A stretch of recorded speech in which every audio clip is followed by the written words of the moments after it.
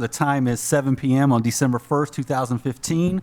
Welcome. Would you please rise for the reciting of the Pledge of Allegiance? I pledge allegiance to the flag of the United States of America and to the republic for which it stands, one nation, under God, indivisible, with liberty and justice for all. Our first item is the adoption of the agenda. May I have a motion to adopt the agenda? So moved. Second. I have a motion and a second. All those in favor, please say aye. Aye. Aye. Any opposed? We have an agenda. The first part of the agenda is public address. And as I have no one signed up for public address as of right now, is there anyone in the audience who would like to speak? Seeing no one and Robbie shaking her head, public address is closed. Our next item on the agenda is the personnel report. May I have a motion to approve the personnel report as presented? So moved. Second. I have a motion and a second. All those in favor, please say aye. Aye. Aye. Any opposed? Aye. Personnel report is approved. Next on the agenda is our financial report. Payment of the bills. May I have a motion to pay the bills? So moved. Second. I have a motion and a second. All those in favor of paying the bills, please say aye. Aye. Aye. Any opposed? Bills have been paid. I will now turn it over to Dr. Kastner for superintendent's reports, recommendations, and announcements.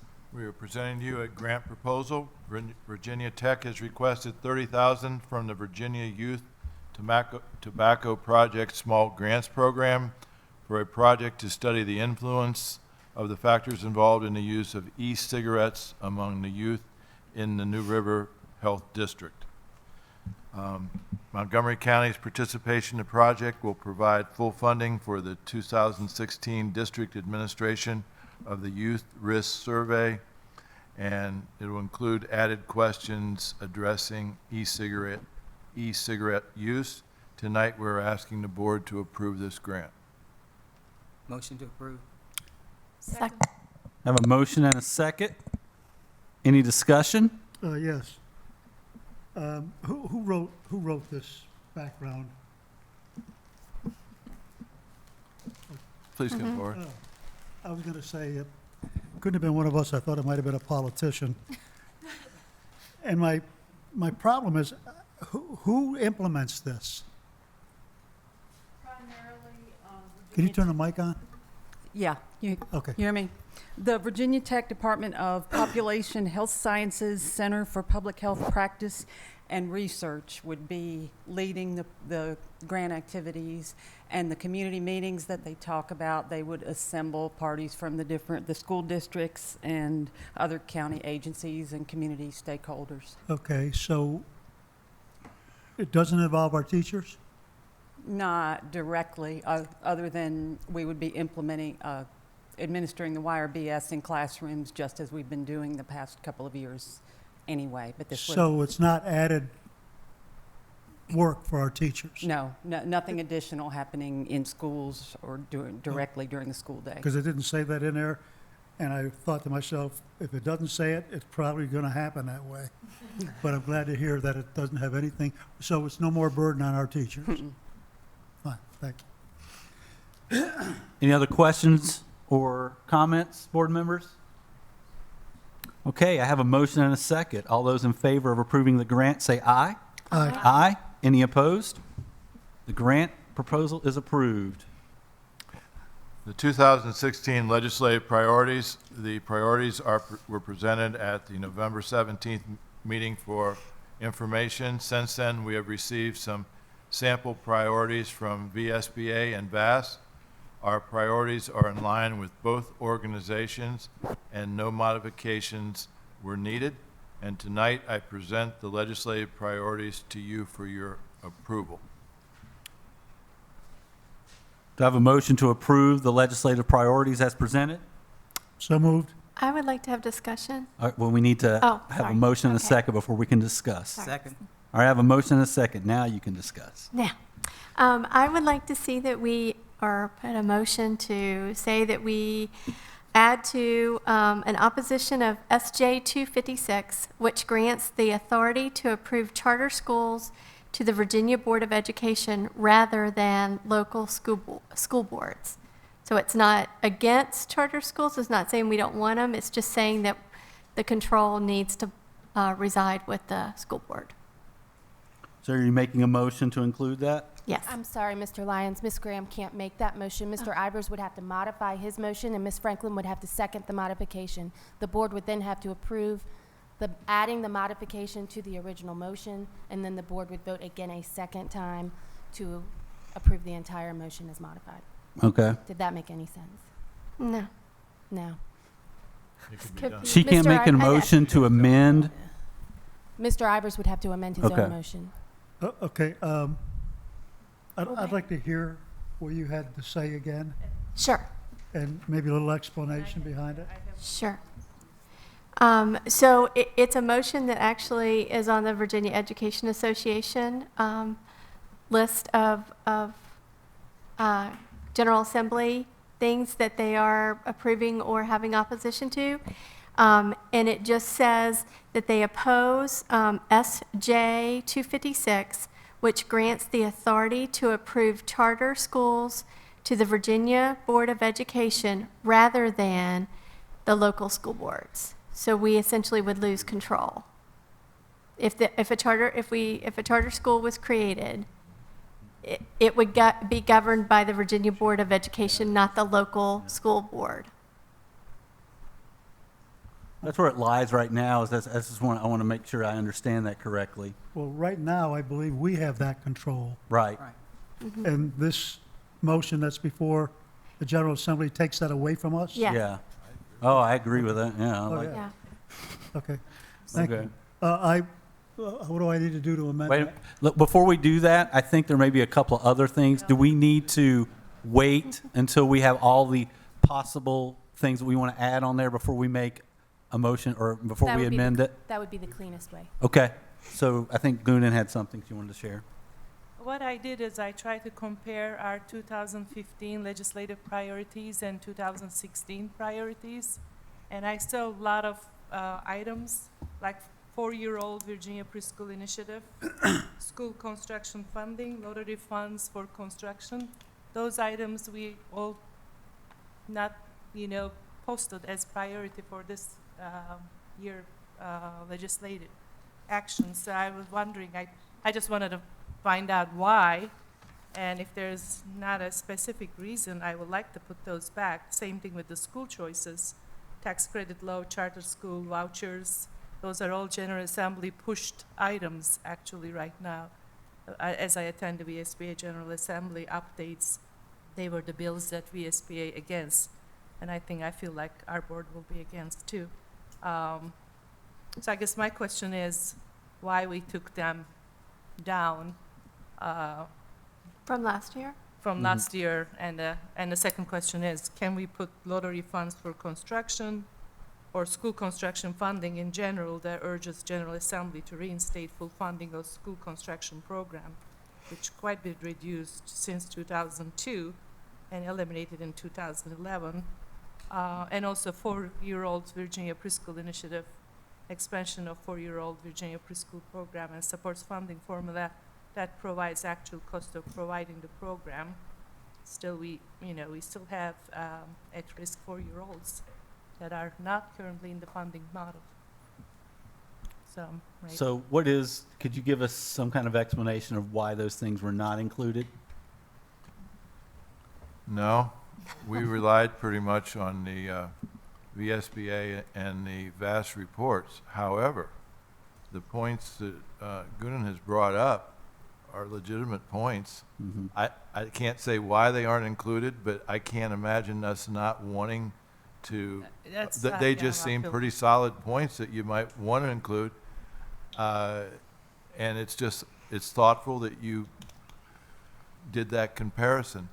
Lois, did you hear any of those addressed?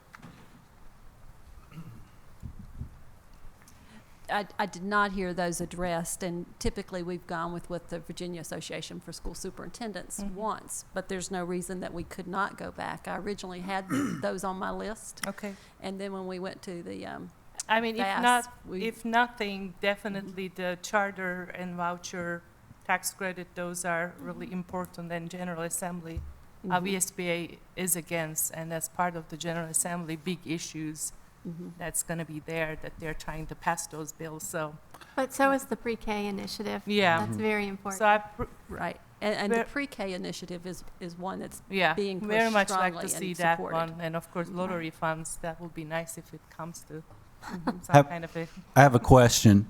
If we wanted to make some revisions to this, which obviously it sounds like we want to, is there a time frame that we have to have these approved by? I mean, if we put it off to the 15th to actually approve this, so we could all see this in writing? I think that would be fine. We've typically submitted in January, correct? So. the 15th. So what I'm hearing right now, just so we're all clear, we want to add what Marty had said. We want to go back and maybe review, put some of those that were on last year's priorities, add those back in. Is there any other adjustments that we want to have made? Yeah, I thank you for raising that, because I was going to ask the same question. Those priorities have been part of our priority list for years. And- For years, And right? they just kind of went away. Okay. I didn't understand why that happened. Our vouchers, Yeah. still on there, Yeah. opposing vouchers, yes. So if you would do that, and then I guess I would need a rescind, I'm going to withdraw my motion. okay? Does she have to withdraw her second, or is he okay? Do you concur, Ms. Franklin? Thank you, ma'am. Okay. So if you May can I make, ask for some direction here? I understand what Marty has said. okay? I understand the pre-K. I understand the lottery. Mhm. I understand the vouchers. Mhm. Is there any others? Because I don't want to go beyond what you're directing me. I think that's I would pretty- say everything that's on the list from last year. Last year. Yeah. Yeah. Yeah. If you I just look, think- compare yeah. last year's list. Last So year- you'd last like year- us to merge last year's list with this year's? Yes. Last year's list was The has direction been you the have is clear. Yeah. I got it. Last year's list has been the same we've had at least the last 3 years, if I not recall. longer. And I think that needs to be included. We will Last have year, in but- bold Thank the additions available for you at the next meeting for an action item. Would you like to have the copy? You have, I have last you year's. have that last year. Yep. Thank you. All right. Good. Thank you. Thank you, Good Dr. work, Graham. board members.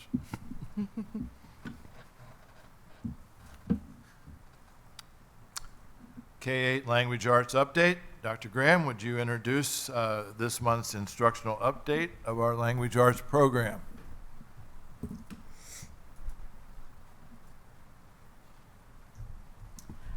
Tonight, we have the pleasure of Judy Borowski will join us and give us an update on the K through 8 language arts program. Thank you. If you remember last September, Jennifer Weaver and Jonathan Schultz gave you an update on the high school professional development plan and our math achievement. And so tonight I'm going to focus on the K-8 professional development plan and our language arts achievement as well. So starting with reading, the chart to the left you're familiar with, that is our division performance on reading. I've broken it into the 3 grade bands. You can see that the new standards and the new testing provided more of a challenge to our elementary and middle schools than they did to our high school. And they have been struggling a little bit, but we're happy to say that we saw a sharp increase this year's or last spring's performance. And we believe, of course, that part of that is the impact of our professional development and our model for effective instruction. And in both the elementary and the middle, we have also focused on engaging students. At the elementary, we provided 2 division-planned, school-based professional development sessions last year. The first was on increasing student response rates, and the second on teachers asking higher order questions and providing higher order tasks for students. We continued our focus with higher order thinking this year and have again worked with higher order questioning, and will provide a second professional development in the spring with students asking questions and scaffolding them to ask higher order questions. All of the division planned professional development has input from principals and instructional specialists, and in fact, they become part of a train the trainer model and deliver the professional development in their buildings. Additionally, in January, Dr. Almerode, who spoke with all of us at the opening of school, will be conducting a professional development session carrying forward with our higher order thinking and deeper thinking. And he will deliver that on our January 4th Professional Development Day. We've monitored the implementation of our practice, and I think many of you saw at least part of the rubric for our elementary learning walks at our last board retreat, where you got to watch some videos and do some of that calibration that we do. We did 2 rounds of learning walks last year, and that means that the principal in a building with an instructional specialist or a supervisor partners, and we visit classrooms for 10 minutes and look at the rubric that we use that focuses on higher order thinking and increased student engagement. And we collect data, much like we have done in the past with the high schools. We did 2 rounds last year. We've done 2 rounds this year, and we'll do a 3rd next semester. I thought I'd share with you our higher order thinking data. If you look at the first 9 weeks, good, but better. Second 9 weeks, you can see that the bars are shifting to the left, that we have more very evident responses as we go into classrooms with what we see in terms of higher order thinking and questioning, and evident. We've decreased the not evident, and so we hope in the next we'll move those bars just a little bit more to the left and continue our growth.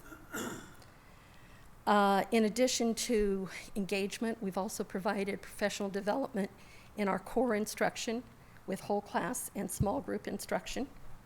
We've had a cadre of kindergarten through 5th grade teachers who participated in professional development on word study. They spent their time last year doing deep study with a consultant, and now this year are working with their instructional specialist and the principal and their school-based teams to design the word study programs that will be happening in their schools.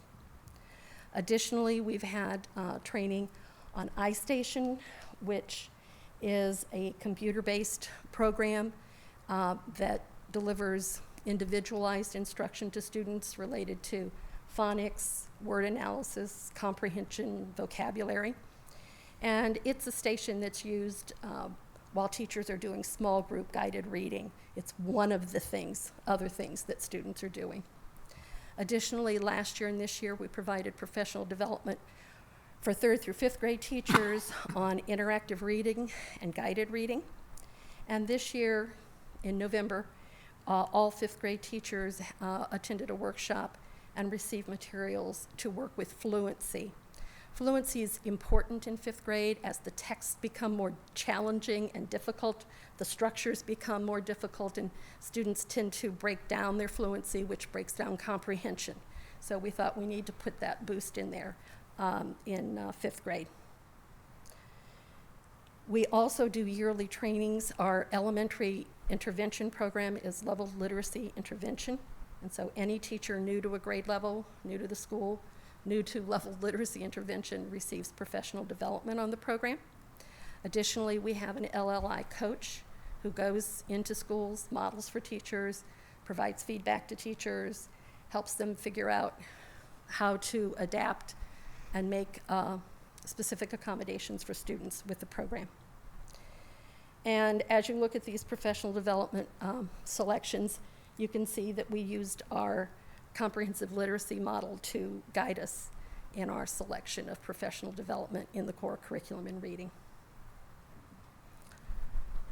In middle school, We've also focused on engagement and done so by initiating the year with a half-day session with Dr. Almerode. When he presented to all the teachers, he did an additional half-day for our middle school teachers, focusing on movement, pacing, clear learning intentions, and how they impact engagement and student achievement. We are also holding 4 school-based meetings. These are planned by instructional supervisors and principals, and focus on This We Believe, which is an old but good look at the middle school. It's 10 to 15 years old position paper on what middle school learning should be, and the 10 to 15 years between has proven, research has shown, that what it did identify are in fact important characteristics. We are focusing primarily on curriculum, instruction, and assessment, and how those interact with engagement. Additionally, what we've done to increase student achievement in the middle school is provide instructional resources, additional instructional resources. This is the second year of our implementation of our 6-8 core adoption. And also this year, we invested in and are implementing the new version, the upgrade version to Read 180, which is, again, it's a teacher-based and technology-based program where the whole group is instructed by the teacher on key reading strategies, and then students rotate with stations with technology, small group instruction by the teacher, and independent reading. One of the advantages of our new upgrade is that it incorporates more writing, and I'll share with you writing scores, which aren't as pretty as reading scores, so we wanted to make certain that we supported writing. We've also increased coaching at the middle school for language arts. We have a full-time coach at Shawsville Middle whose specialization is English. She also works with coaching in the math department, and she works with the math coach and content specialist at Eastern Montgomery High School to make certain that the content of math is consistent from the middle school to the high school.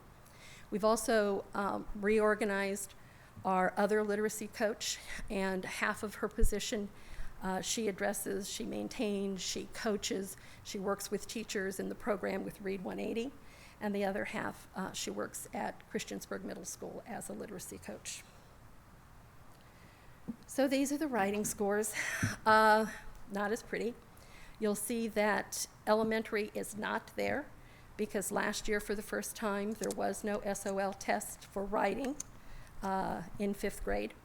And now, from now on, there will only be one in middle school and high school. You can see that the writing test was more challenging. The standards and the test itself, and our scores dipped. Our high schools seem to have flattened out at 83%, but we know that in high school, every student eventually must pass the writing assessment as well as the reading assessment in order to earn a standard diploma. So we're very aware that we have work to do at high school. And with middle school, again, our scores dropped, but we feel we're on the right track again, heading up at least, and hopefully heading up higher this year. One of the challenges of the test are the technology-enhanced writing items, so I thought I'd share one with you. This is an example of a middle school item. The students are cued that a comma or commas are needed, and they have 6 hot spots where they can drop that comma 1, 2, 3, 4, 5, or 6 times. So they have to decide how many commas are needed and where to put it. And if they don't get one of them in the right place, they don't get it right. This is an example of a high school item that is to one of our technology-enhanced items. And here you have an outline with information to support topics. And they have to identify what piece of information is misplaced, does not belong with the topic that it's listed under. And so they have to make that. Here, they can only mark one piece because it says to select the note that is misplaced.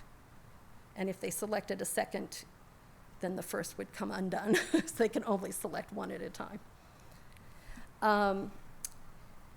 To meet the challenges of the grammar, we have developed an SOL-aligned and vertically articulated 6, 7, and 8 scope and sequence for grammar and usage, and are implementing that. The other challenge to the writing test is that students must write online. So there is an interface that the Department of Education uses. Students type their composition, their direct writing sample, into that.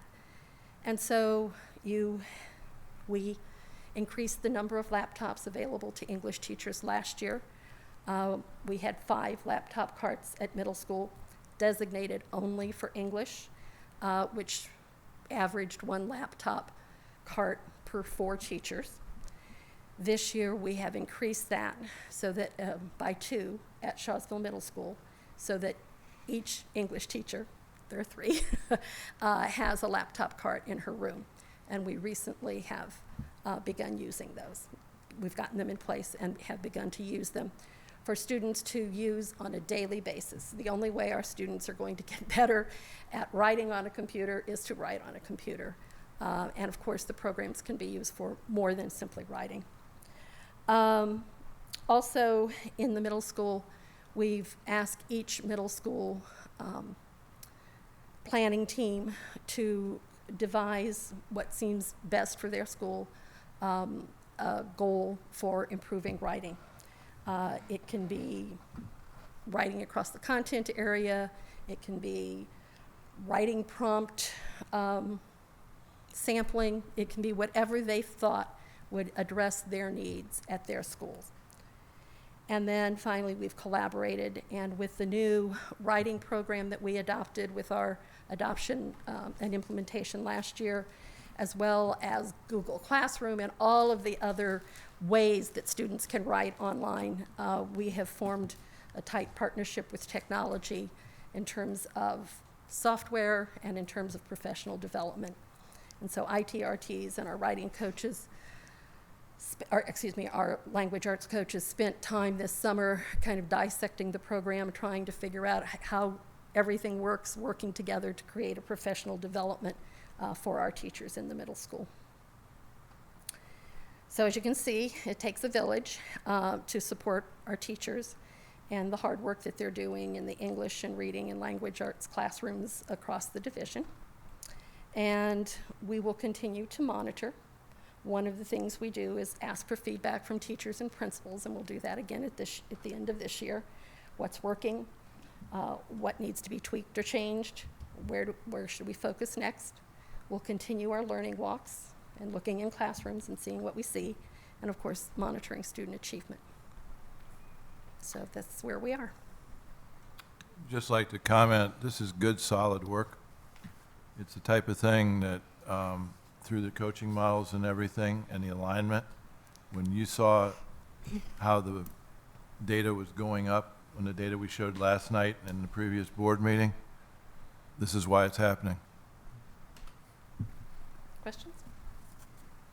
Thank you. Yeah. Sorry. Oh, you do have? Yeah, I mean, Yeah, sure. it's a simple one.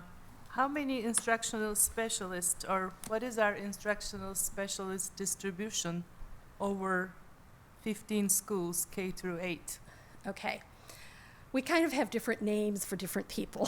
So in our elementary, we refer to them as instructional specialists, and there's one instructional specialist for each of our Title I schools. Okay. And then they also have an additional non-Title I school that they supplement and reach out to, but their primary work is in the Title I school. In terms of coaches is what we tend to call the middle school and high school. So we have 2 literacy coaches at the middle school, and do you remember how many math coaches we have?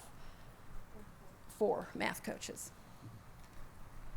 I mean, the reason I ask, I think, so the 2 we share with 4 schools, all right? The 2 literacy coaches, Yeah. yes. One specifically works with all of the middle and high schools related to Read 180. And then we have been intentional in placing 1 literacy/math coach at Shawsville Middle because it is our school in Warning. And then looking at our data, we wanted to make certain we could support Christiansburg Middle School as well. What I'm trying to make point is I think for the other 2, probably we should put it in a budget. I like your thinking. And the same thing valid for high school. I mean, ideally, I think we shouldn't share. We should have 1 in each schools, and we see the result that it is working. I think we have to make it a priority to fund. That's what I was trying to come. Well, I just Come wanted to around. explain everything to you. Yes, I totally support that direction. And the other fun question is, what happened to handwriting? Is that any part of the curriculum anymore? Handwriting is, in fact, Obviously, you can't type that on the computer. that's right. That's right.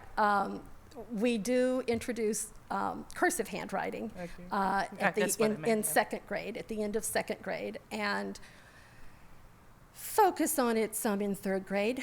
But That's it. as things Yeah. have changed, we also have a scope and sequence of technology skills at the elementary, because you don't come to middle school and that's the first time you've touched a computer. So we have implemented a scope and sequence of developing technology skills as well. You know, I'm thinking, how much do you write by hand and how much do you use on a computer? Definitely a dying Yeah. So, dying talent. How many things a day do you still have to put your signature on? oh, sure. And yeah. Pull your mic. You know, You should- I was just making a comment, even if you don't handwrite a letter or Sure. whatever, you're still signing something all the time. And Yeah. that I hear it continuously about how students don't know how to really sign their name. I mean, they can write it, but they can't sign it. And I mean, I know my own kids, if they sign something, it's horrible. You know, and it's a, Need to work. well, I do. But it's a concern, you know, because you don't think about it. And I mean, like I said, I know we don't write longhand letters anymore, but, you know, I mean, there's all kinds of things in everyday life that you have to sign. Sure. So, Maybe with And the everybody develops their own signature. Some are legible and some are not. maybe with the technology developing with the touch screens, now we may practice The cursive e-sign. on the touch. Oh, yes, yes. E-sign. Yeah. I know that yeah, I e-signing. mean, even if You know, it's you a use a credit card, you still got to sign your name. it's a changing world, and I'm at the far end of it. But I see my grandchildren, and I see you talked about the fact that they really don't get introduced to computers until middle school. No, if they didn't. Yeah, and the point is, my grandchildren were introduced to computers before they went to school. That's right. And- Absolutely. And whenever I have a problem, I know that my grandson, who's 6 years old, says, "No, Grandpa, you're doing that wrong. Let me show you." Right. Well, you know, that's the world I'm in. And that's the world we're headed towards. Right. And I know that when I write something, I write it down, and then I take that piece of paper and I transpose it onto the computer if I can read what I've written. You need to practice. You know what I mean? You skipped cursive. And that's, again, that's the world we're headed in, Right. because I don't even bother spelling words anymore because I've got spell check. And You got to get close enough. well, yes, but the point is we're trying to teach these kids reading, writing, arithmetic, spelling, and so on, and they're looking at you and saying, "Why do I need that? Because it's all on the computer and it just corrects it for me," and they're not wrong. So it's an amazing world that we're getting into, and I hope we don't give up on the cursive writing, Right. the spelling tests, and so on and so forth, because I think they're critical for critical thinking. But wow, it's tough. It's tough There's nowadays being a teacher. Yeah. And I think that's what I was driving at, Joe, Yeah, exactly. exactly. And even on the writing test from the state, or when they do their writing prompt, they can, It's not going to tell them which word is misspelled, but they can read their draft and look at something and say, maybe that's misspelled, and highlight it, and then it will give them other options. But they have to find the right option. And they have to, I was always that kind of speller. I could look at it and go, I don't think that's right, but I don't know what it is, and I need some help. Thank you. Thank you.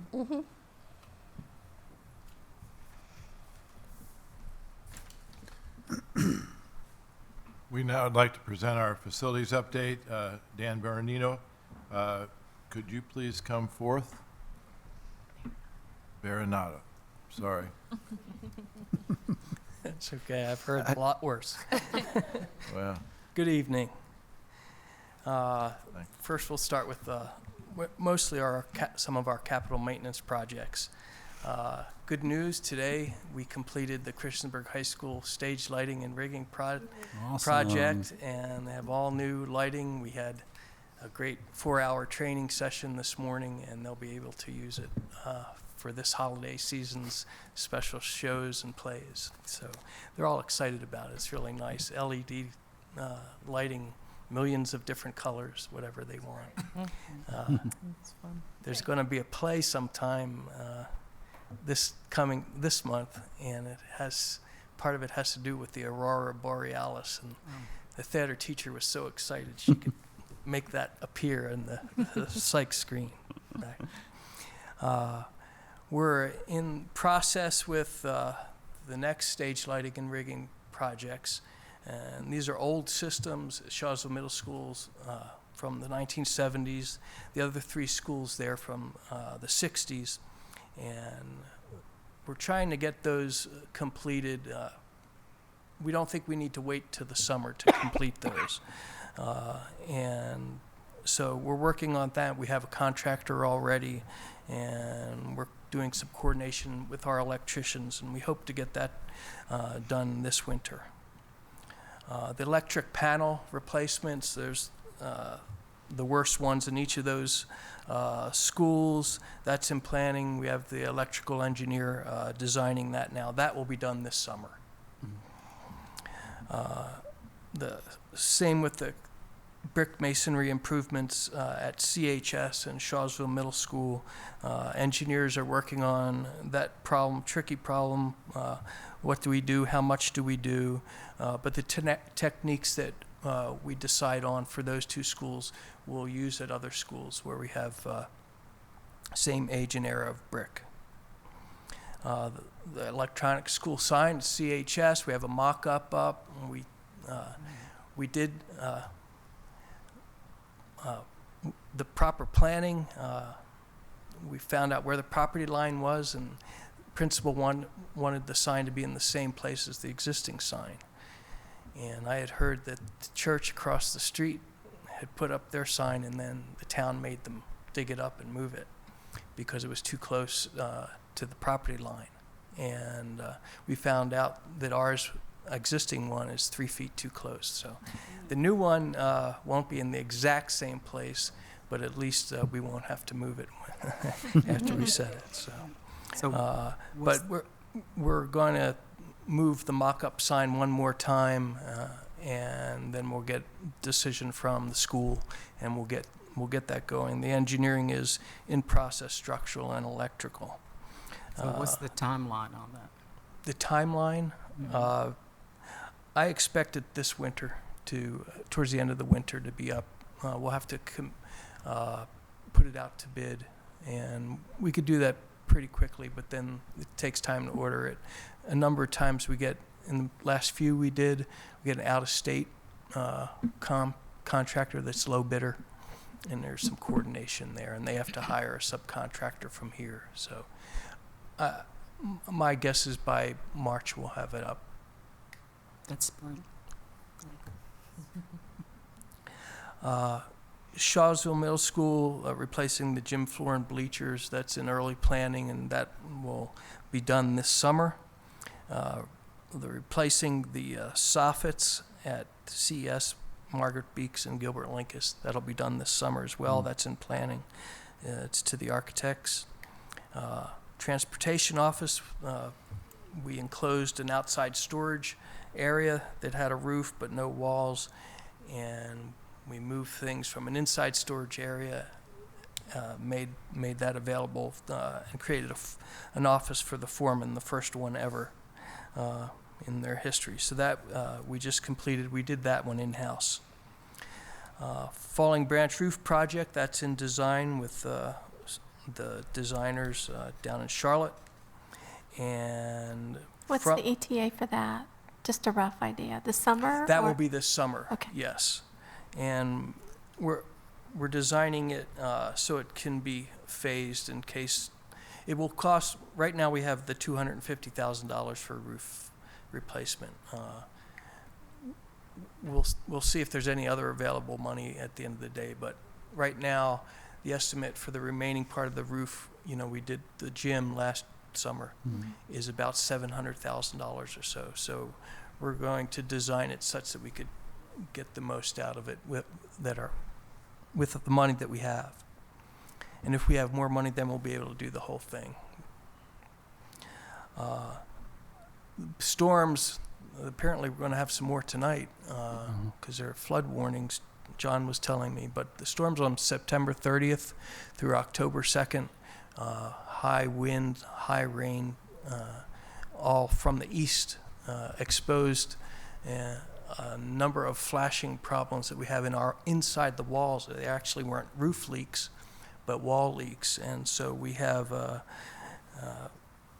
consultant that specializes in finding exactly where those things are, helping us with the most difficult of those. And we had them out yesterday and today looking at the two middle schools, Christiansburg Middle and Blacksburg Middle School. And we're going to be going through those and make sure that we get those under control. And then we're working on the sinks and the faucets and the restrooms in general at the stadium. And of course, we know that at the beginning of the year, we're going to schedule the community information and input meeting on the CIP projects for Christiansburg. Right. Booster projects, we seem to always have a crop of those, and they're moving along, and others. The first one there is the Safe Routes to School. The county is leading the design on that, and they got the grant for that at Bellevue and Auburn. And we had a first run through of ideas from the engineers, and we're working with them to further that. Basically, at Bellevue, it's still a safe crossing is what's needed of 114 because a lot of people are living right across the road, and they're crossing there anyway. And we're going to make it safer. It's not going to be perfect with a bridge or anything like that, but it will be much, much safer. And they're thinking on the lines of how the crossings are at Virginia Tech on Price's Fork Road with the flashing lights. And they're also, I think the county took the first step to lower the speed limit on 114 in that area, I think a couple weeks ago. So, and at Auburn crossing, the crossing will probably be at Fairview Church Road. To cross there from the neighborhoods across Fairview Church Road to the north. Okay. BHS, the track boosters, the windbreak of trees. I think I heard today that their contractor may be planting the trees in the next couple weeks. And the brick walls are under construction that sort of give an edge to the track area. Softball field, infield sprinkler, the boosters at Auburn High School are putting that in. I don't believe that's complete. It's a small item. We helped Price's Fork put in a new piece of playground equipment. That's completed. The Eagle Scout, I think at Kips, completed his benches there at the courtyard.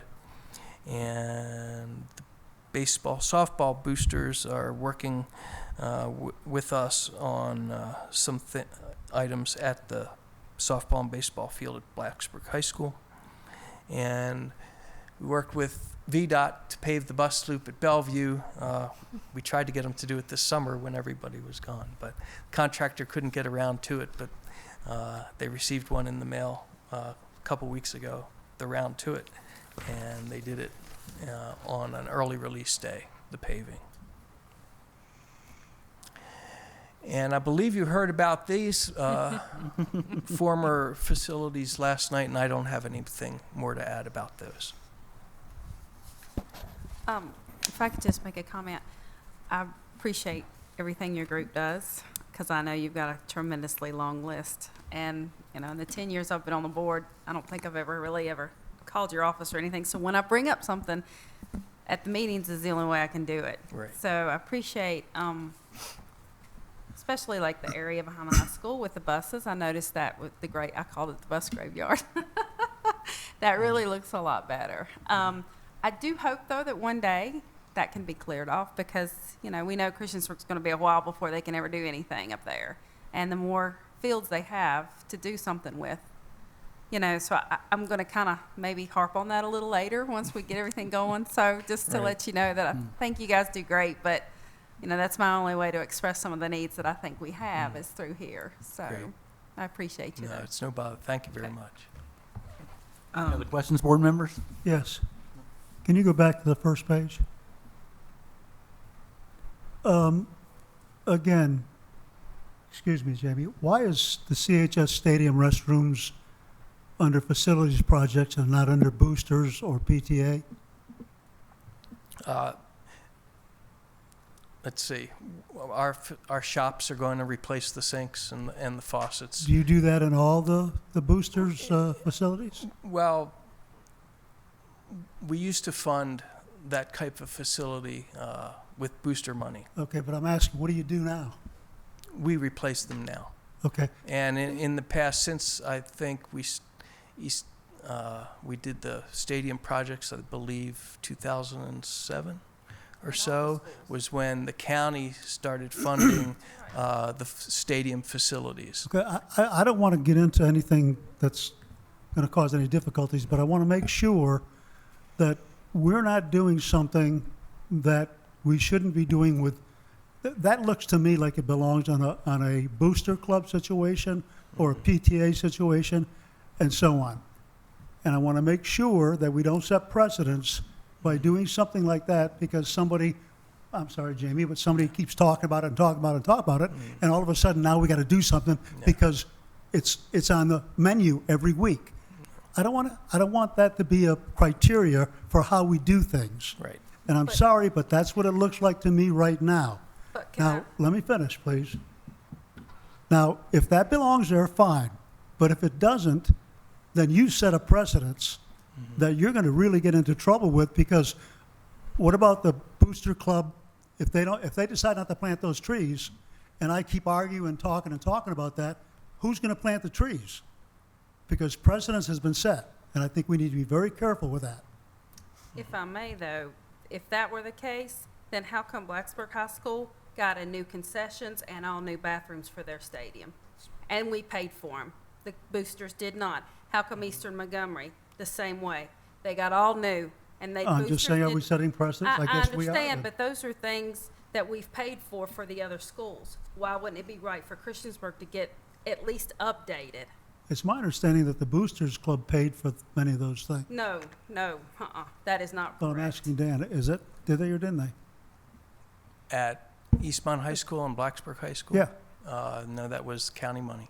Oh, it was? Yes. Now, the halftime facility Well, that's different, is right. different. That was booster money. But in essence, when boosters do any of these projects or PTAs provide a piece of playground equipment, it's sort of a donation. It becomes our property, and we have to maintain it. That's the philosophy we've had. But we Okay, do well, have if a I'm- priority system that we go through with the facilities projects that you've showed us many times, and Right. what priority they're in. Right. And where was this stadium restroom priority? This was, it's like my preface was, it's not really a project. It's really maintenance of if you go and see, which I They're did. horrible. There are I- 3 sinks in there. 3.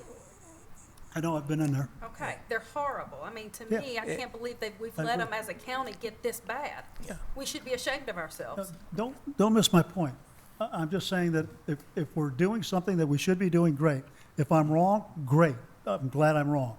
I just want to make sure that we're not doing, I understand, but I think But there's a that- difference in precedent of, and I'm just going to use for an example, planting trees because you want that, opposed to a need for your facility.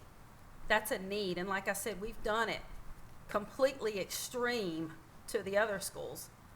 And I think we should at least update Christiansburg that has just as many students that they're serving.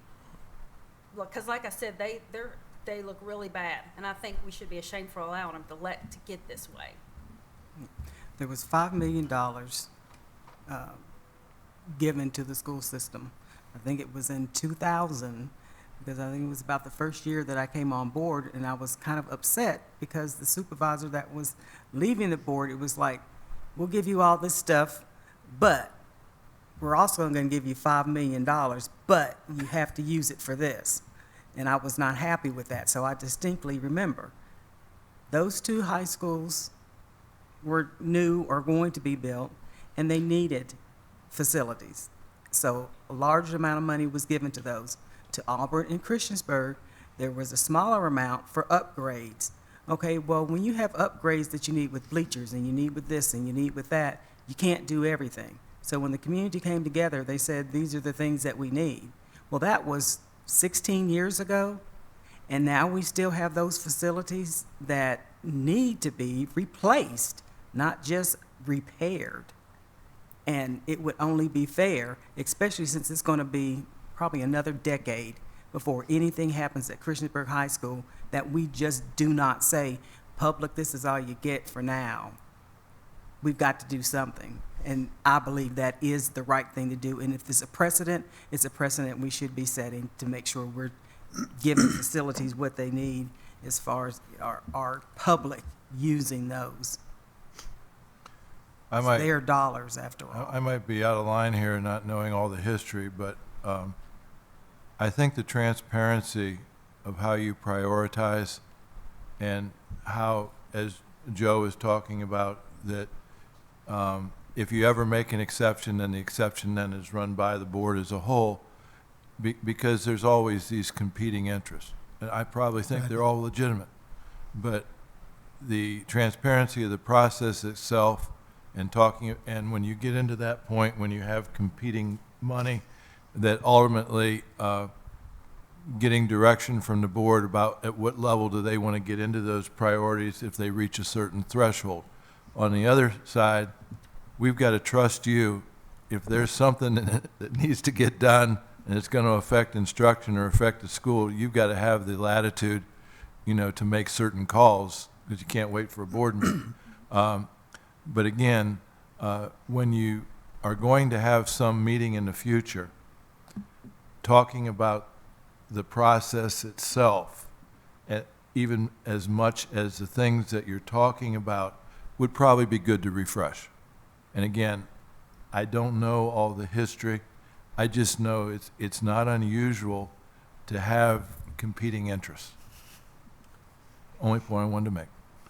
Well, I think, Dan, you did a great job of saying it's a lot of these things, that, especially that one, it's a maintenance issue, and that's something that we just need to maintain. And so I appreciate you doing that. And look, we rely upon PTAs and boosters when we don't have the money to do something, because otherwise, hopefully we would have enough money that we don't have to depend upon those, but we don't. So that's why we do this. But when we do have the money to feed into our facilities and to make those improvements and to do all those repairs, we spend it. So thank you. Thank you. Thank you. All right. We're on to unfinished business. Do any board members have any unfinished business that they would like to bring? Hearing none, is there any new business that any board member would like to present tonight? Yes. Over this past year and over the last couple of years, our from what I've read, our discipline problems have diminished drastically. And I'm fortunate that I'm retired and I can get into the schools, and I get into a school every week. And when I get in there, I just see great things happening, and there's one person in each one of those schools who I think is an unsung hero, and I think somehow we need to recognize them. And I'm talking about the school resource officers.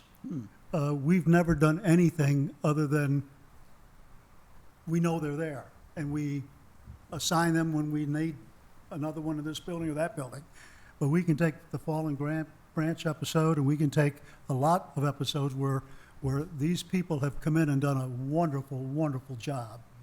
And all the ones that I've met, all the young people that I've met who are resource officers are fantastic. And I think that we really need to do something to recognize them. And I know it won't happen while I'm on the board, but I hope that you folks will consider that sooner than later. That's good, Joe. Good I like point, that. yeah. I like it. We can make that happen. Yeah, thank you. Let me know when it happens. I'd like to attend. We will. Yeah, I like that. It's a great Well, idea. I won't, but Any other new business, board members? Hearing none, moving on to announcements and information. Any board member have any announcement or information? Would you like us to share the VSBA? Oh, yeah, this time? VSBA, absolutely. I briefly summarized the sessions I attended. One of them was General Assembly update, priorities, schools in need, SOQ adjustments, CTE, pre-K. But Medicare cost increase working against all that. So my understanding or feeling, little positive than the year before, but not totally positive. So we'll see what we get. The issues they have, school choices, which is tax credit and vouchers, they call it parent year this year in the General Assembly. A lot of bills supporting parent rights. Virtual schools, redesigning high schools, that was interesting. I don't know when and how it will happen, but the idea is first 2 years you have your general education classes, and then the third and fourth year you basically go to internships and really career-oriented focus. SOL reforms, we all know happening, early childhood, CTE, and discipline issues instead of making courtroom, do it the classroom, or classroom shouldn't become a courtroom. Then I attended later high school start time session, which was very good presentation. I will share more if needed, but Fairfax County, 10 years of search and advocacy. It was two school members presented. One was actually for the change past 10 years. The other one was against the change for the most of the 10 years. But obviously they all agreed and moved on and changed their high school start time. And the next one is pretty much VSBA task force on preparing our students for new economy, and chaired by Dr. Brewster, Pulaski County, and Mr. Kidd, Witt County. And there is a video there that you can Google and say, watch success in the new economy. If you Google it, it's a great video to watch and see what we're doing wrong and what should be doing right.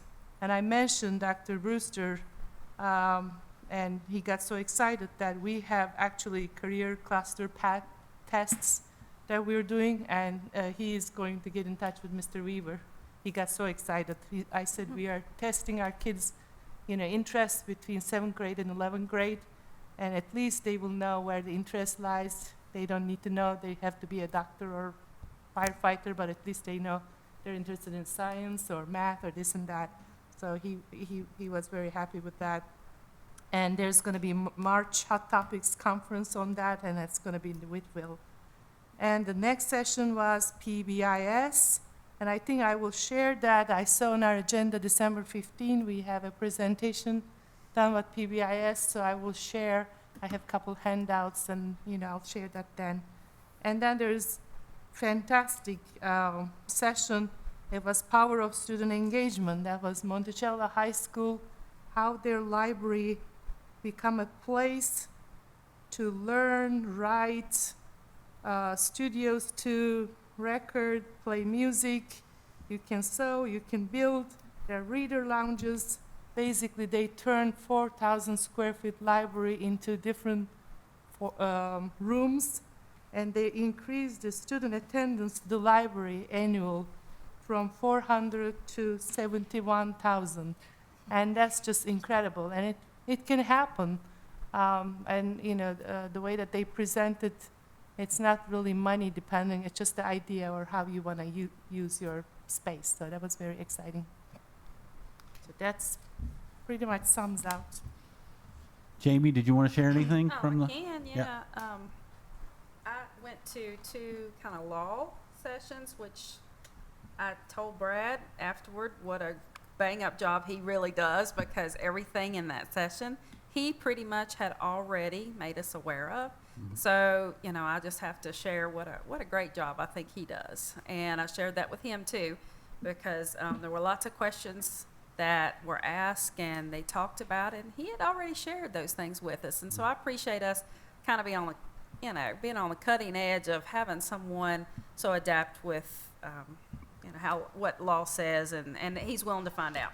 One of my favorite breakout session that I attended was called "Why Does Attendance Matter?"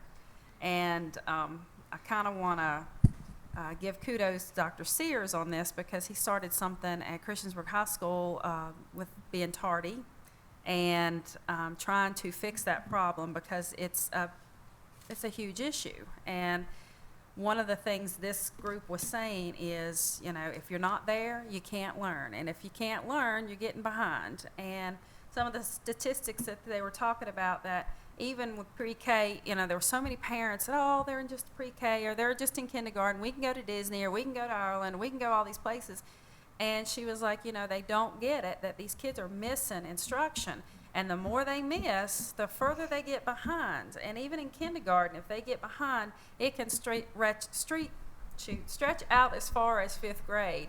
And then if they can't get caught up, then it causes behavior problems. And that's where in high school we see a lot of issues. And, sometimes it's just innocent things with parents, innocent things with students. And but it was great. That I really, she was so, and she presented so well too. And sometimes I think the sessions are good, but the presenting sometimes gets a little lost.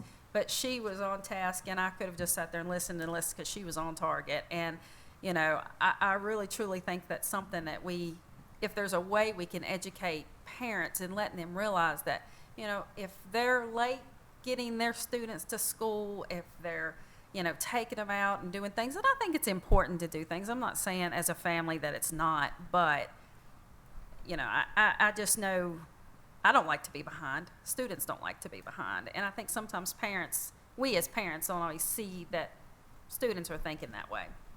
So, and one of the last things that Goonan and I think also, Goonan stayed for it too, the last general session. Yep. I can't remember his name because I'm not real prepared tonight, but the military gentleman that spoke. General, yeah. I mean, I meant to mention that too. I'm glad you were doing it. He was phenomenal, and he was talking about 3D, just learning on computers, but he was another one that was just, and I never stayed for the whole thing usually, but boy, I sat till the end. I mean, he was so good. And like I said, I can't remember his name, and I don't have any of the documents that he shared, but it was good. It was really good. So. Yeah, I think I wrote it down. Yeah. General Stewart's Road Heaver. Yeah, 3D virtual and augmented learning, basically problem-based learning.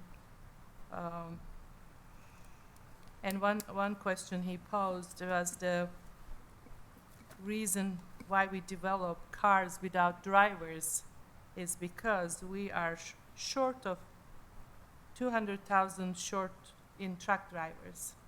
So the whole idea to accommodate that, now we are developing cars without drivers.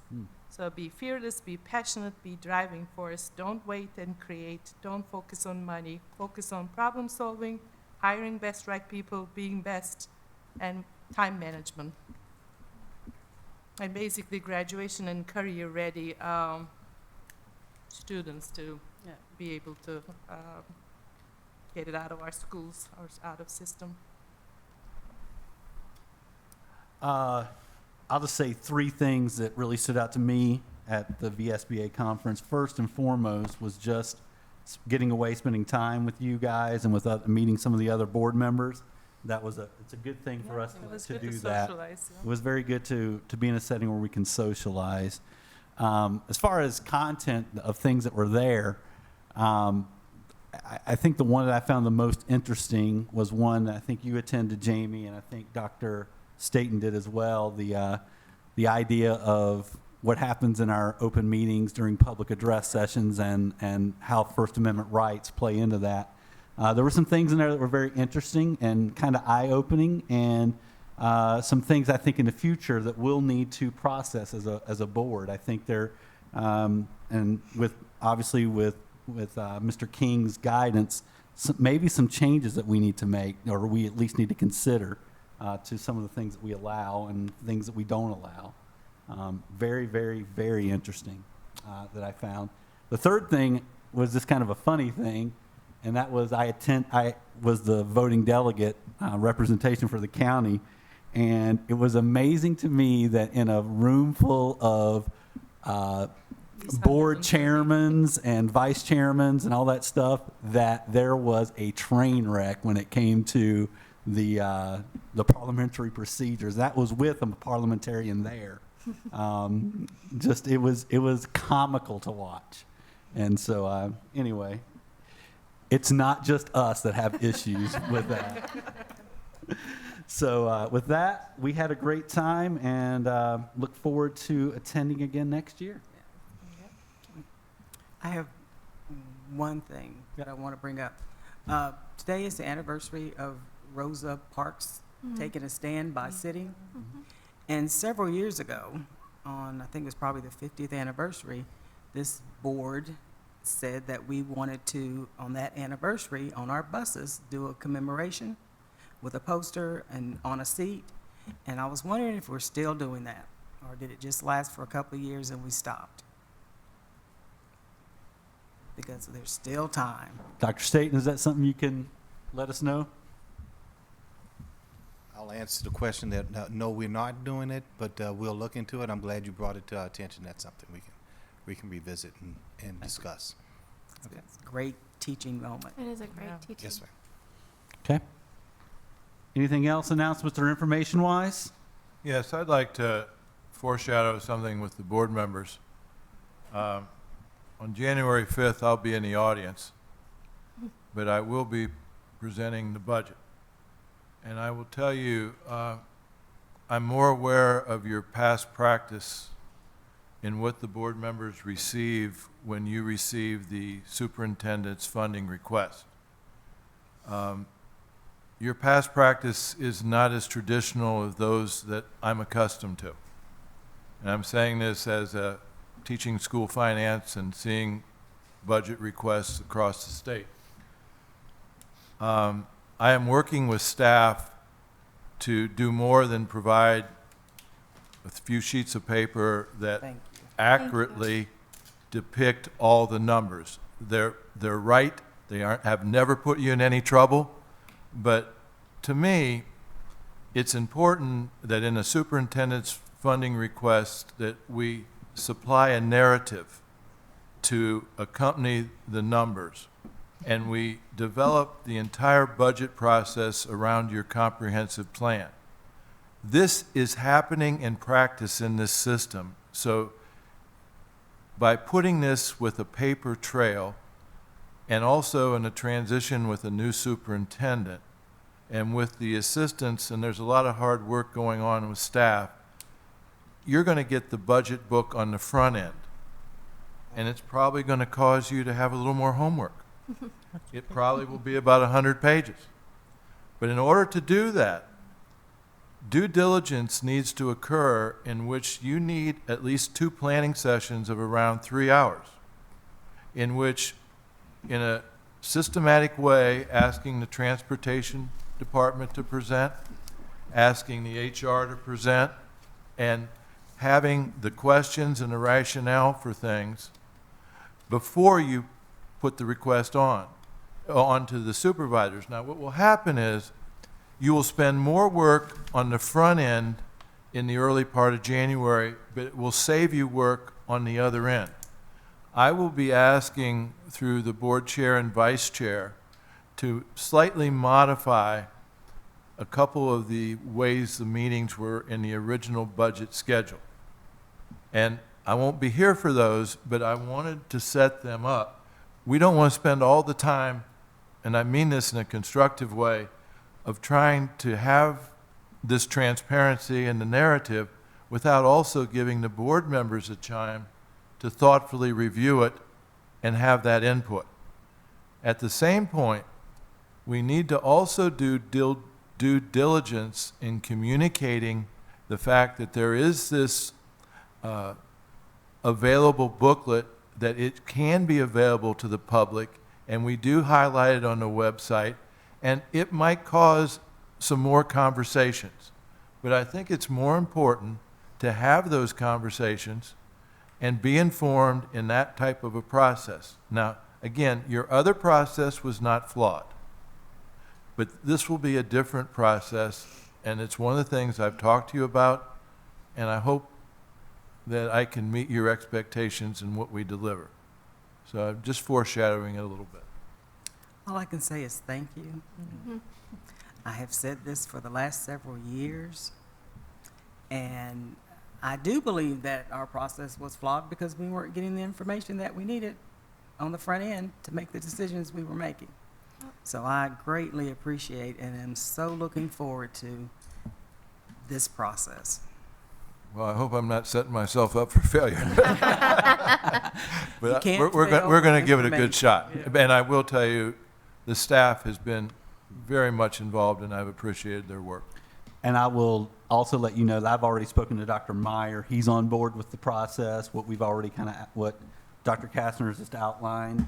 And even though he's not going to be here until the, kind of the mid or end of December, he and I are going to meet and go over some of those things prior to the January 5th meeting so that he's well aware of those things that Dr. Kastner wants to present.